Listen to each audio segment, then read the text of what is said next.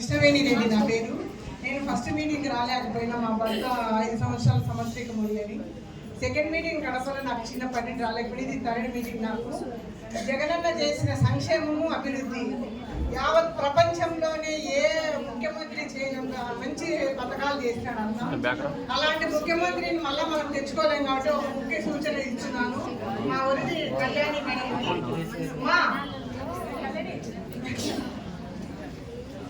మీకు చెప్పండి మేడం, మీకు ఒక సలహా ఇస్తున్నాము. మీకు ఇచ్చారంట దాన్ని కాదు నేను, కానీ ఒకటే ఒక సలహా ఇస్తున్నాను. ప్రతి నియోజకవర్గంలో, ప్రతి మండలంలో ప్రతి ఒక్కరు కష్టపడిన వాళ్ళే, కార్యకర్తల కాంచి లీడర్ల కానించి అందరినీ ప్రతి ఒక్కరికి వాళ్ళ కష్టానికి తగిన ఫలితం ఇవ్వాలని, వాళ్ళ కష్టానికి తగినట్లుగా చేయుతని ఇవ్వాలని చెప్పేసి వాళ్ళ కష్టంలో ప్రతి ఒక్కరికి మనం తోడు నిలబడాలని.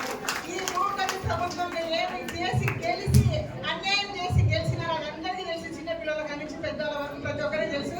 మీకు రాజశేఖర రెడ్డి అన్న తెలుసా? రాజశేఖర రెడ్డి సంక్షేమ పథకాలు తెలుసా మీకు?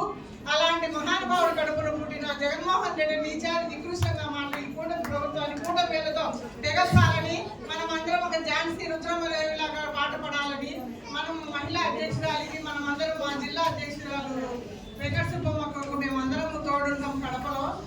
మేము అక్క ఏం చేసినా కూడా మమ్మల్ని అందరినీ నేను అక్క మా ఇద్దరు ఆధ్వర్యంలో ఏం జరిగినా జరుగుతుంది.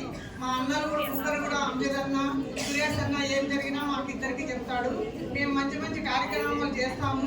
ఒక సలహా ఏమంటే ప్రతి కార్యకర్త, ప్రతి ఆడవాళ్ళు కానీ మగవాళ్ళు కానీ ప్రతి కార్యకర్తకి వాళ్ళ కష్టానికి మనం తగినట్లు చేయాలని కోరుకుంటూ ఈ విషయం జగనన్న వరకు కళ్యాణి మేడం తీసుకెళ్లాలని చెప్తూ నా సలహా ఇస్తున్నానమ్మా. పిల్లలకు పెద్ద పిల్లలు వేసిన